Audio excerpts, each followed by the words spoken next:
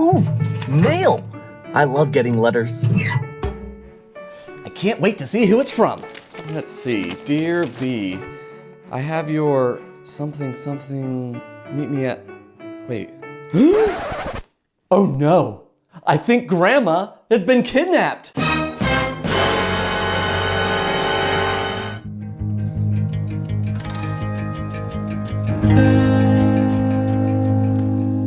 I don't understand half this letter, but I know it's bad. You take a look at it. Half the words are smudged out with some sort of goop. Here's what I can make out though. Dear B, I have your something that you forgot all about. If you want something back, we must something, not just exchange pleasantries. Meet me at 9 a.m. at your dear old grandma's farm. Bring something and we'll count the smackers to make sure it's enough. And be prepared for a throwdown, which means, I don't know what it means. All right, before we panic, let's use our context clues to figure this out. After all, good readers are like detectives. And I have just the tools to crack this mystery. Context clues are hints that help us understand the meaning of unknown words or phrases. For every unknown word you come across, you could search for it on the internet or use a dictionary, but that's tedious. Context clues use the surrounding words in a text to figure out the meaning. Sometimes it's an educated guess. And every good detective has to have ideas to solve a mystery. That's right, ideas. It's an acronym for inference, definition, examples, antonyms, and synonyms. We're going to use the acronym to help us decipher the letter. First, let's talk about inference clues. These require you to make an educated guess based on the information given. For example, you can infer what the lunch menu might be by walking past the cafeteria and recognizing the smells. No, I can't eat on an empty stomach. You have to use the broader context here. You might not just be looking at a word or a phrase, but it might be the whole paragraph, or even the whole page. Let's look at some simple examples. Forgive me for sounding querulous, but there was a bug in my soup. I imagine if I found a fly floating in my tomato soup, I'd be kind of annoyed. And maybe that's it. The actual definition is complaining in a petulant or whining manner. Not too bad. Let's see you try this time. With her panache for singing, everyone gave her a standing ovation. We definitely know this sentence is about someone's singing ability. The phrase, everyone gave her a standing ovation, suggests that her singing was impressive and well received. Furthermore, the tone is positive, so I would imagine your definition would be a positive one as well. So go ahead and make a guess.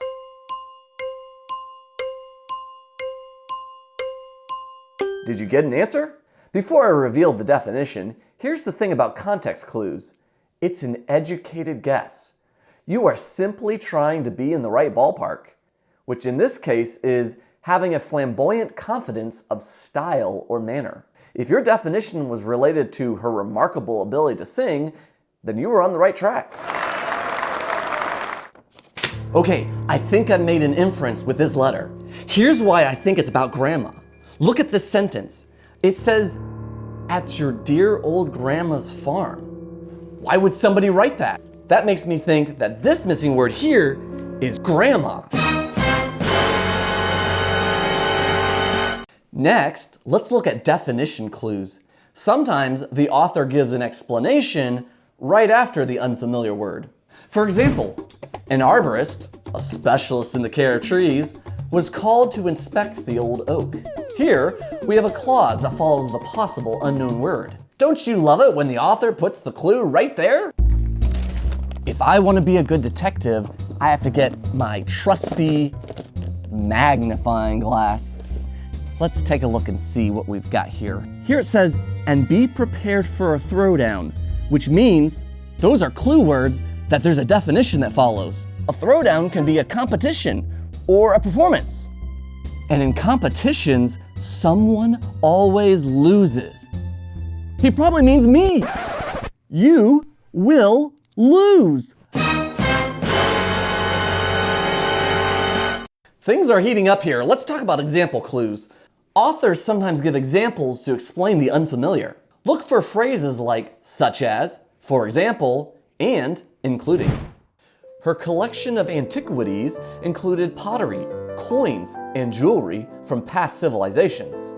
Pottery, coins, and jewelry are examples of antiquities, providing a clue to the term's meaning. In this case, I guessed that antiquities mean old stuff, and when I looked up the definition, I discovered that it means relics from the ancient past. Now you try on a longer passage. We went to the mall last weekend, and I hoped it would be a normal outing. But no. My family had to be their usual uncouth selves. Dad made rude comments about the store clerks and argued with the cashier over a minor price difference. Mom walked through the mall chewing gum with her mouth open and spitting it out on the floor when she was done. My younger brother Max thought it was hilarious to run up and down the escalators, bumping into people and causing a scene. People were staring, and I was so embarrassed. Can you guess what uncouth might mean? Go ahead.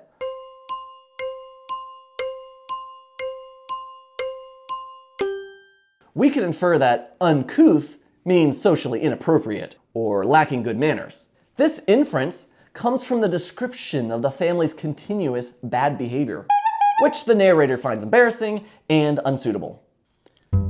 So we have more clues to look at, but we've run out of... Hello? You don't say. You don't say.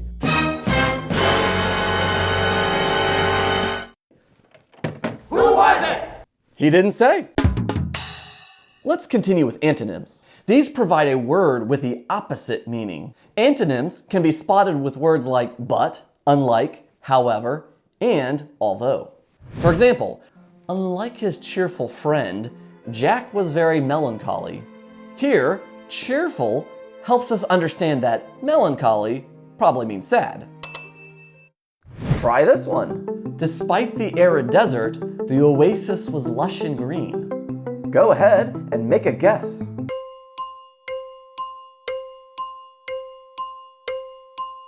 Did you get it? Lush and green contrasts with arid, so you can infer that arid probably means dry.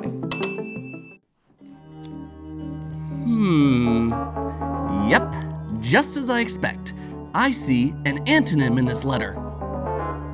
If you want back, we must something, not just exchange pleasantries. Pleasantries is small talk or polite conversation. That must mean whoever wrote this letter wants to fight me. Finally, synonym clues. These use a word with a similar meaning to help us out. Synonyms are often in pairs, connected by words like and or. For example, she felt elated and overjoyed at the news. Overjoyed is a synonym here, which can help us derive the idea that elated might mean happy. But really good detectives use all their tools at their disposal. Let's see you try this time. Some of the buildings were removed due to obsolescence or aging and replaced with more contemporary buildings. Go ahead and make a guess.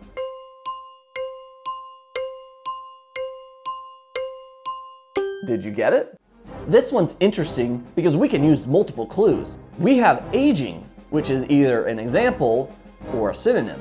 And then we have an antonym, contemporary, which means modern.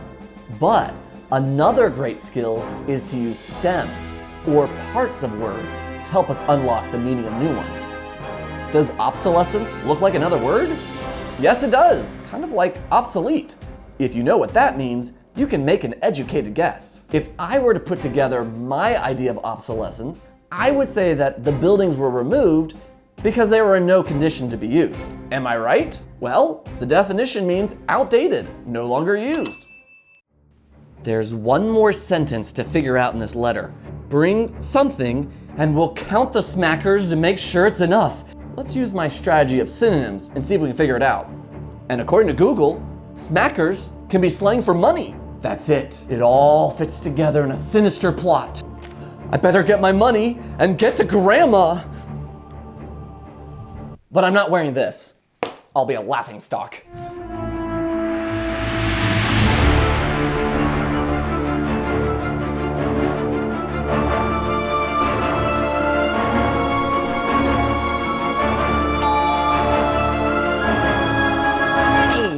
right on time. Are you ready to make a pie?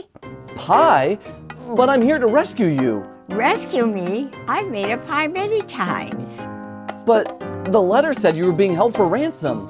What? Let me see that letter. I got dough all over it. Dear B, I have your pie recipe that you forgot all about. If you want it back, we must make it together, not just exchange pleasantries. Meet me at 9 a.m. at your dear old grandma's farm. Bring the berries and we'll count the smackers to make sure it's enough. And be prepared for a throwdown, which means it's gonna be a party. Did you bring the cherries? No. Oh, that's okay. I got lots of them.